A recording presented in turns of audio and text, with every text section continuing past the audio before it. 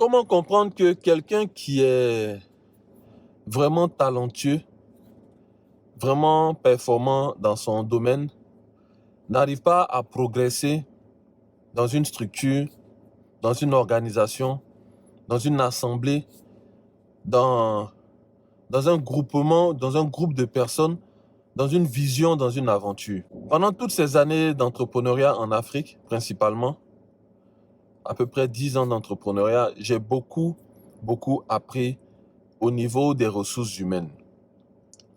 Vous voyez, au niveau du recrutement, au niveau des ressources humaines, il y a deux types d'employés, deux types de candidats, deux types d'individus. Et si, lorsque vous êtes en train de faire votre recrutement, vous n'arrivez pas à discerner la différence, si vous n'avez pas à discerner lequel de ces types-là est en face de vous, vous allez faire une erreur de recrutement qui va vous coûter plus cher par la suite. Pas mal de structures comme ça étaient bien lancées, avaient une bonne idée, un bon concept, de bonnes procédures, mais n'ont pas pu décoller parce qu'ils enchaînaient les erreurs de recrutement. C'est un gros challenge. Recruter la bonne personne au bon moment, avec la bonne rémunération, suffisamment pour qu'elle soit motivée, pas trop pour qu'elle soit surpayée, parce que n'oubliez pas que lorsque moi je vous parle en tant que start-upper, je vous parle en tant que petit entrepreneur, je vous parle en tant qu'entrepreneur. Et l'entrepreneur, l'une des choses auxquelles il doit faire attention, c'est maîtriser ses coûts et maximiser bien évidemment ses profits. J'en parle dans une autre vidéo et c'est quelque chose que vous savez. Si vous n'arrivez pas à maîtriser votre recrutement, vous allez faire des erreurs. Il y a des gens qui vont vous rejoindre pour une certaine période et vont vous coûter plus cher qu'ils ne vous ont apporté, qu'ils ne vous ont rapporté. Plus cher, il faut savoir que le recrutement coûte. Le recrutement coûte en temps, le recrutement coûte en énergie, le recrutement coûte en argent et le recrutement coûte en information. OK? En temps, parce que vous passez énormément de temps à planifier des entretiens et à recevoir ces personnes-là. Et très souvent, si ces personnes-là ne sont pas à la hauteur, c'est compliqué. OK? En énergie, parce que bien évidemment, vous développez, vous mettez en exergue une certaine énergie pour recruter ces personnes-là. OK? En argent, parce que le temps, c'est de l'argent. Donc, si vous perdez du temps, si vous engagez du temps, automatiquement, vous êtes en train d'utiliser, sinon de ne pas gagner de l'argent que vous aurez gagné en faisant autre chose. Et puis, en information. Recruter la mauvaise personne, lui donner certaines informations.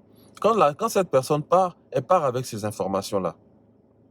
Voilà pourquoi, à chaque fois que je recrute quelqu'un, il signe un contrat d'engagement, OK, qu'il engage, on va dire, un certain contrat de confidentialité, OK, qui l'oblige à garder pour lui, garder pour elle, ces informations-là qu'elle a reçues de nous. Bien sûr, on ne donne pas des informations sensibles au premier venu. Donc, recruter la mauvaise personne va vous coûter tout ça.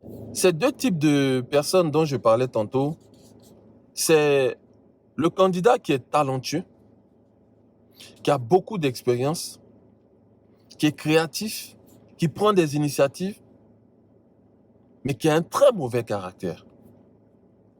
Très mauvais caractère. La plupart des jeunes que moi j'ai rencontrés, la plupart des collaborateurs, la plupart des travailleurs que j'ai eu à recruter ici en Côte d'Ivoire, chaque fois que cette personne était vraiment douée, elle avait un problème de caractère. J'ai fini par lier ces deux choses-là. Soit elle n'arrive pas à travailler avec les autres, soit elle est hautaine, soit elle est indisciplinée, elle fait ce qu'elle veut, cette personne, et on n'arrive pas à bénéficier de ce talent, bénéficier de cette expertise, bénéficier de ce savoir, parce que c'est gâché par un très mauvais caractère. Et puis l'autre type, c'est la personne qui n'est pas trop douée, ok? Elle n'est pas trop douée, elle n'a pas trop d'expérience. Peut-être qu'elle vient de sortir de l'école, mais elle a une envie folle d'apprendre et de travailler. Elle a une très bonne capacité à travailler avec les autres. Elle a une très bonne capacité à prendre des initiatives d'elle-même. Elle est dans un processus de développement qu'elle est prête et elle est très disponible également. Ce sont ces deux types, ces deux catégories de personnes qu'on peut identifier à ce stade. La personne qui est talentueuse, mais qui a beaucoup de problèmes de caractère liés à sa personnalité. Le problème, c'est qu'à cet âge où on recrute, on ne peut plus changer quelqu'un. Elle peut faire un effort, mais le naturel revient au galop, souvent même amplifié, comme pour rattraper le temps perdu. Et puis, il y a cette autre personne qui n'est pas trop qualifiée, mais qui a envie d'apprendre, qui a envie d'évoluer, qui est passionnée par le travail, qui est toujours là en premier et n'est pas pressée de partir. Vous devez savoir quel type d'employé vous avez en face de vous. Il faut passer simplement par un recrutement, ok? Inviter cette personne-là naturellement. Et puis, si peut-être vous avez un service RH ou si vous avez par exemple des structures, des cabinets en ressources humaines, vous pouvez faire appel à ces structures-là et elles vont vous aider à recruter. C'est très, très, très important. Très, très, très important. Même si tu es un petit entrepreneur, tu ne dois pas négliger tu ne dois pas négliger ton recrutement. Tu ne dois pas négliger les personnes avec qui tu travailles. C'est une petite vidéo pour encourager les petits entrepreneurs, les porteurs de projets, pour les aider à s'entourer et justement à savoir aussi comment permettre à ces personnes-là d'éviter de recruter la mauvaise personne. Le talentueux, le compétent, l'expérimenté qui a un très mauvais caractère, qui ne sait pas travailler avec les autres. Et puis celui qui n'a pas trop d'expérience, qui n'est pas aussi talentueux que ça, mais qui a une forte envie d'apprendre, une forte envie d'évoluer, une forte envie d'épouser la vision et d'être le plus productif possible et souvent très, très motivé. La plupart du temps, ce sont des jeunes qui sortent de l'école. Ok, ça peut être quelqu'un également qui est sorti de l'école il y a longtemps, mais qui a beaucoup d'envie de pouvoir se développer et qui comprend aussi que rien n'arrive rapidement, qu'il faut aller dans un processus doucement et obtenir ce qu'on veut. C'était Nyepa Jolanani. À la prochaine vidéo.